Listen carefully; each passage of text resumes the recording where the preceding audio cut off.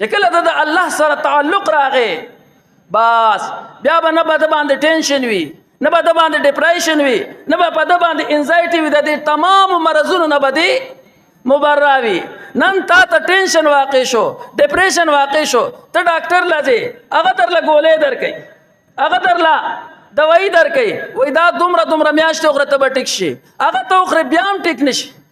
ولې؟ ستا خفګان، ستا احساس کمتري، ستا لیونتوب په دغې باندې نه ختمیږي، ځکه دا به تا ته خامخا واقع کیږي. دا تا ته انجینران تاله نشي ختمولی، تاله لوی بلډینګ جوړ کړي، هغه باندې ستا خفګان نه ختمیږي. ستا نه دا لاندې دي، تاله لوی ګاډی جوړ کړي، هغه هم درله نشي ختمولی. دا هر څه لاندې دي، ستا ټینشن، ډپریشن، دا هر څه به ختمیږي په هغې هستۍ سره په تعلق باندې چې هغه ستا نه اوچت دی، الله رب ذوالجلال.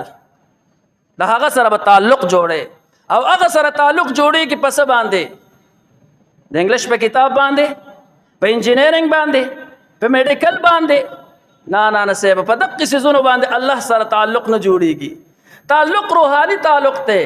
دغه ډاکټر بستا جسمانی بیماری ختمه کی، دغه انجینیر به تا ته جسمانی خوشحالي درکړي، روحاني خوشحالي نشي درکولی.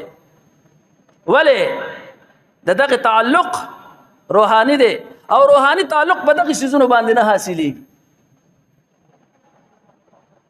روحاني تعلق په قرآن او په حدیث باندې حاصلېږي. حضراتو، یو انسان ته کو ډېره خوشحالي حاصله شي، خو چې روحاني خوشحالي نه وي او روحي خفه دی، نو دی به خامخا خفي. خو یو انسان وایي په اور باندې سوځي، وایي دا کمه ده د دا جسم سوځي، خو د ده روح خفه دی، نو دغه د روح خفګان چې دی د دې جسم نه زیات دی، ځکه چې دا به ختم شي، خو د روح خفګان نه ختمېږي. خو د ده جسم په اوبو باندې ډوبېږي، وایي دغه کم دی د روح د خفګان نه. اوس تاله روح دغه ABC الفابیټ دا تاله دغه روح نشي خوشحالولی، عقل تاله نشي زیاتولی. هغوی که خو خپل عقل نشته دی، هغوی خو خپله د عقل نه خلاص دي. هغه وایي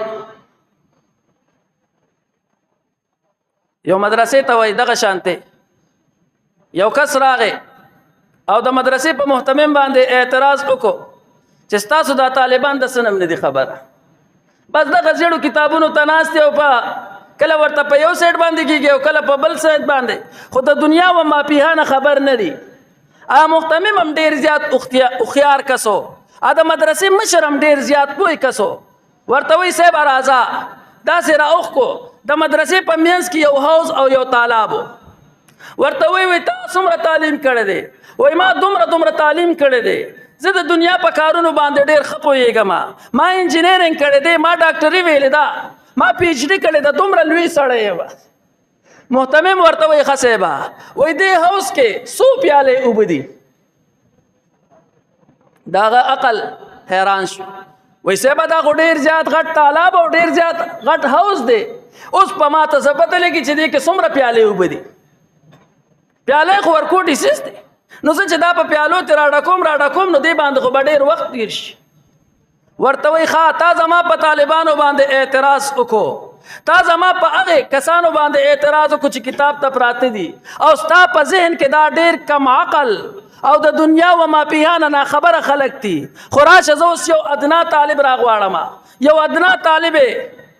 د کلاس نه رابهر کو، وایي بچې دې خوا راشه. راوستو وی درو حوض ته، وایي دې حوض او دې تالاب کې څومره اوبه دي؟ 100 پیالې اوبه دي. هغه طالب ورته وایي صاحبه تاسو دا وایئ چې په دې تالاب کې 100 پیالې اوبه دي؟ وایي یاو. نو وایي پیالې بویا، کو پیالې دومره وي چې د دې حوض عمره ده، نو بیا خو یو پیالې اوبه دي، او کو پیالې دومره وي چې د دې په نیمه باندې ده، بیا پکې 2 پیالې دي، او داسې ورپسې ځه نو چې څومره پیالې وي هغومره اوبه دي پکې. ورته وایي او دې کتل تا انجینرینګ ویلې، ډاکټري دې ویلې ده، لوی تعلیم دې کړی دی، خو ستا عقل بیا هم ناقص دی. عقل کاملېږي په الله سره په تعلق باندې. مولی روم یو واقعه لیکي، وایي یو بادشاه و او هغه دغه شانتې دنیادار خلک راغونډ کړل، او په یو کوټه کې بند کړل لاسونه ورله شاته وتړل او ښکلې طعامونه ورته په کوټه کې او کمره کې کېښودل ور پسې بند دی دوی لګیا دي په کمره کې ناست دي خو لاس شاته تړلي د خوراک څنګه وکړي بېغمه ناست دي شپه تېره شوه چې سار شو ویې کتل چا هېڅ خوراک نه دی کړی خوراک همغه شان دی پروت دی ځکه لاسونه تړلي دوی به کوي څه علا کل حال بله ورځ یې د مدرسې طالبان راوستل او هغوی له هم لاسونه شاته وتړل کله چې ولې لاسونه شاته وتړل کمره کې بند کړل هغوی ته هم ښکلې خوراکونه کېښودلی شو شپه تېره شوه سهار راغی ویې کتل طالبانو هر څه خوړلي دي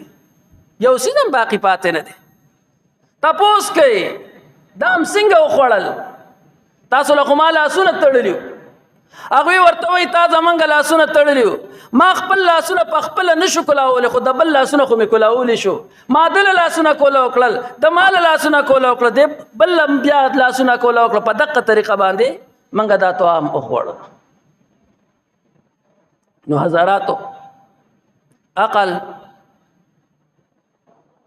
الله زیاتېږي چې د الله سره تعلق راشي روح الله خوشحالېږي چې د الله سره تعلق راشي او الله سره تعلق په څه شي باندې راځي په پیسه باندې تعلق نه راځي په انجینرینګ باندې تعلق نه راځي په ډاکټرۍ باندې نه راځي په ډریورۍ باندې نه راځي تعلق د الله په کتاب او د الله د پاک پیغمبر په طریقو باندې د الله سره تعلق راځي ځکه الله رب ذوالجلال بیان فرمای الا بذکر الله تطمئن القلوب خبردار په ذکر د الله سره زړونو ته اطمینان رسیږي حضراتو ما ته مخکې وي زمانہ ترقی کوي خو انسان هم هغه لاندې باندې روان دی د ترقی نه کوي د ترقی یوه ذریعه ده چې دی د الله سره تعلق جوړ کړي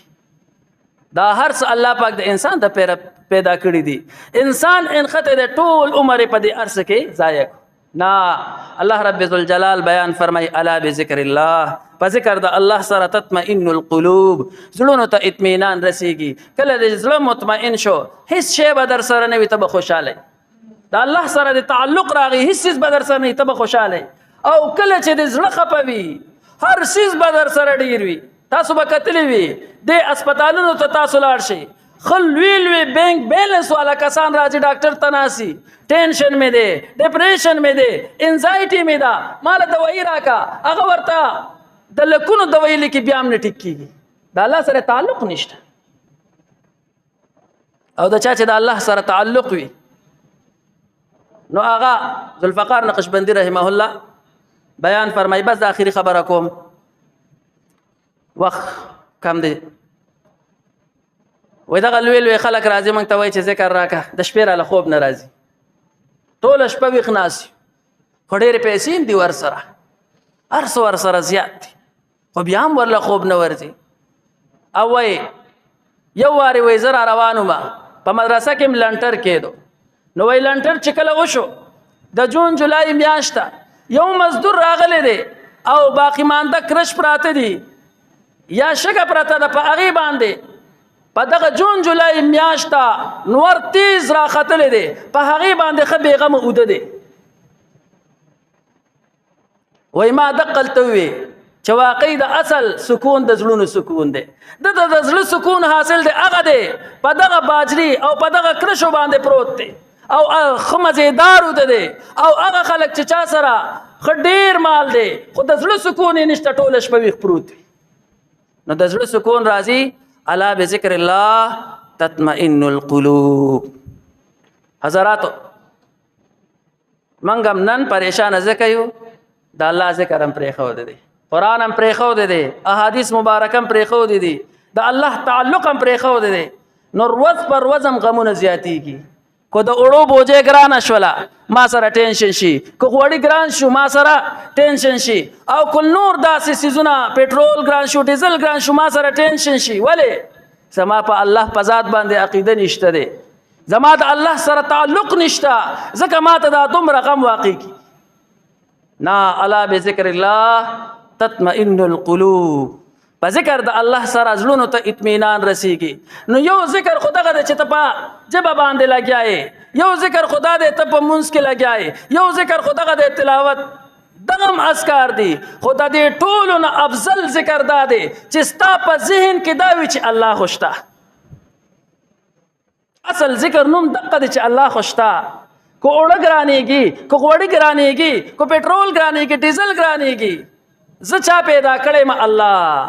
الله براله دا ارسرا کوي تو ګوره چې ستا زړه ته بیا معمولی دک درد ورسیږي هر قسمه مصیبت راځي هر قسمه تکلیف راځي الله راوسته په دغه وخت کې تو وایې دا ارسه راوستون کې ذات الله دی الله به رانه لري کوي الا بذکر الله یاد د الله دقه یاد